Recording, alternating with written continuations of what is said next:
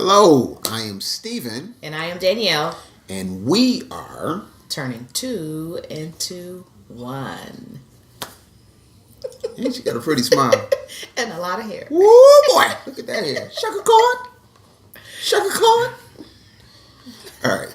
No. Okay, cool. So this is Marriage Mondays. So we are a marriage and family ministry. Yes. And we've been doing this now. We just looked at some notes, I guess, for about 2 years, or almost 3 years now. 3 years. Right. Mm-hmm. And so before we were online, we were teaching classes on site. And we did that for a couple of years. And then we decided to do this format. See how it goes. Our goal is to reach more and more people with the hopes that something that can be something we say can encourage them to stay married and to not give up. And so that's why we started doing this. And hopefully it blesses you. If it does, shoot us some comments. Let us know, hey, look, right on, a thumbs up or an okay or whatever. All right? So, but we're beginning this series now. I'm sorry, I got a peanut in my tooth.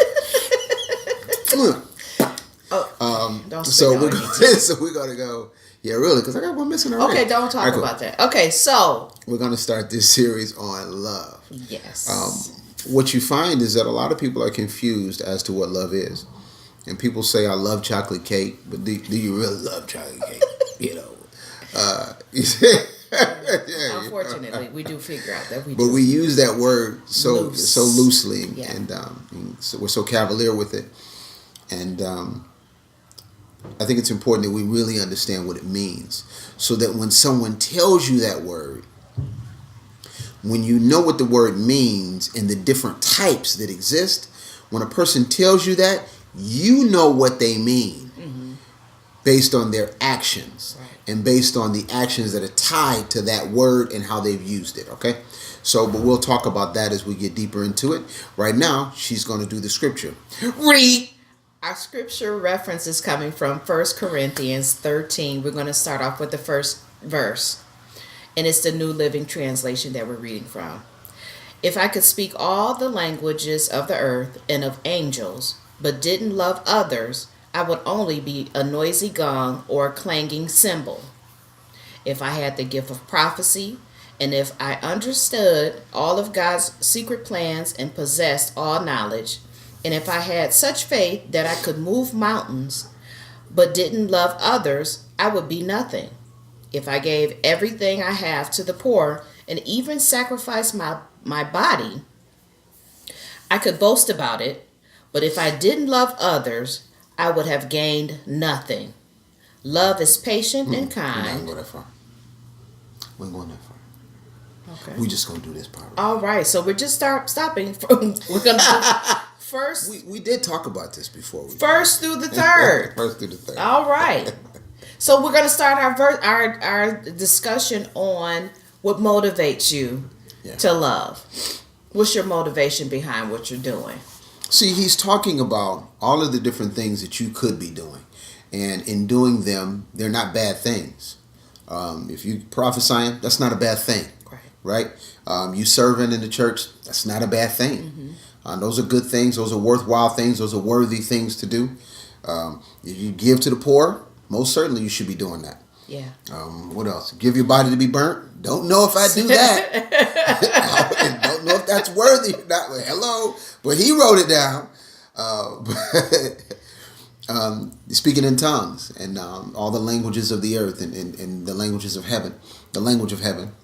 Yep. And those if you understand all of God's secret plans and possessed all knowledge, because we talk about having knowledge of a thing. And so we want to have those things, but what is your motivation behind? What's your motivation? Is it love that is motivating you to do all of this? In the end, what he's talking about is the core of what is the fuel behind it, right? Excuse me, not just the act itself, but the fuel behind it. Yeah. So if you're giving, what's the fuel behind that? Right. All right. So how does that translate to relationships and marriage relationships? I'm glad you asked. All right.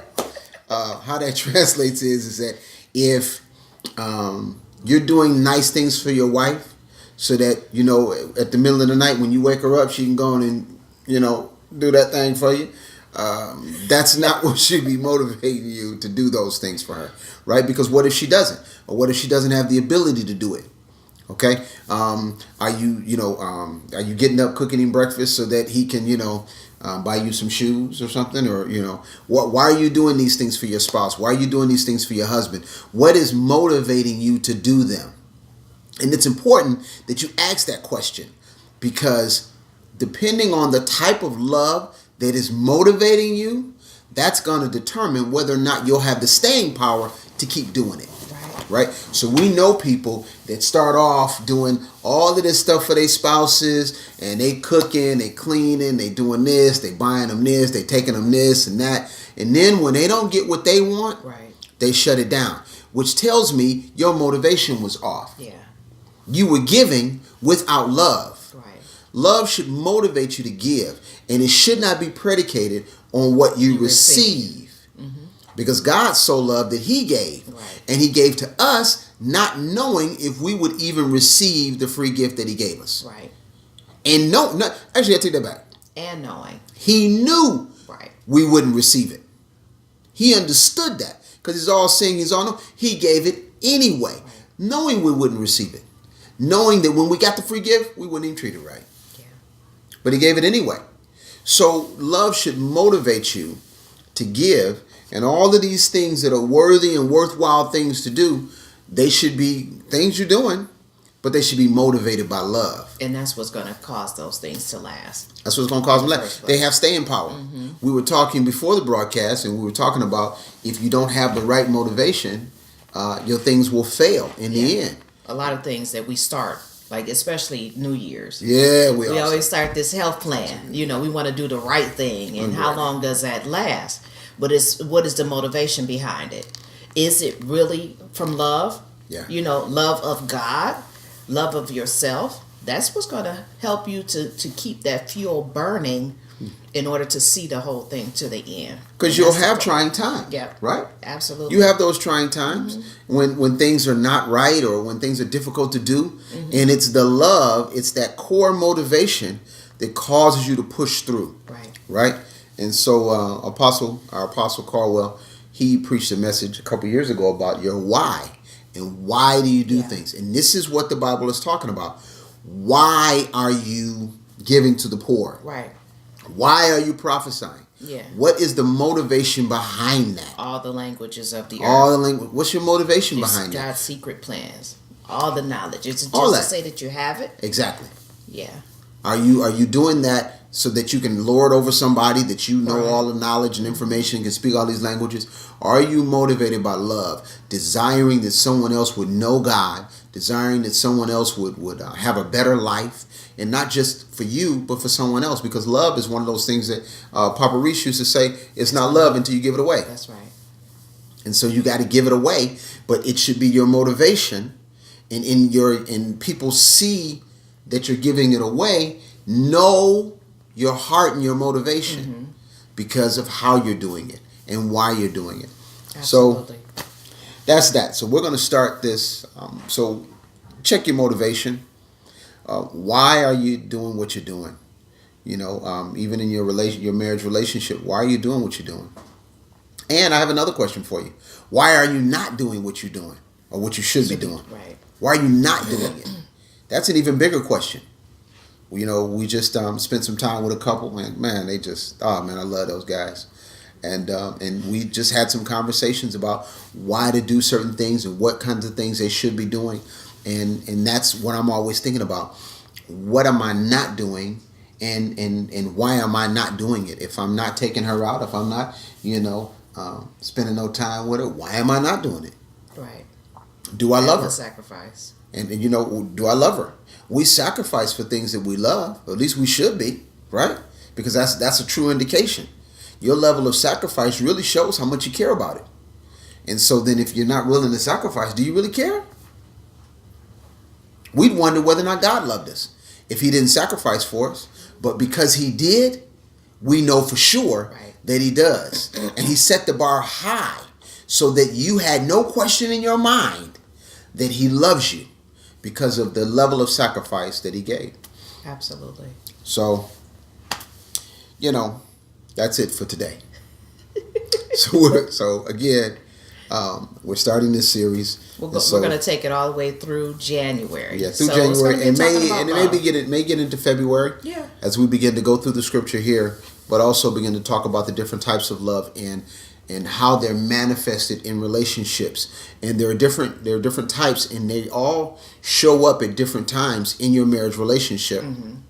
However, there's only one true love that your marriage should be based on, right? The other loves come in and out of your relationship at different times, but there's only one, and that's agape, that your marriage should be based on. However, people don't necessarily know how to get to agape. All right, and so we'll talk about that too as we move through this series, and this is the love series. But you don't have to sing it. Oh. No, we prefer that you did. All right, so remember to never give up, never give in, and never let go. Love you, and we'll like I said, leave some Wednesday. Actually, on Wednesday we're going to do a Work on Me Wednesday. Work on Me Wednesday. I got a good one. I got a good one too. I got a good one that we're going to be doing on Wednesday. And so stay tuned. Come in on Wednesday at 7. All right. And we're going to do the Work on Me Wednesday. And because each individual, and that's on our sign over here. Can I turn it to the sign over there? That's our sign right there. Boogie boop. Making marriage better, one individual at a time. Okay, now back to us.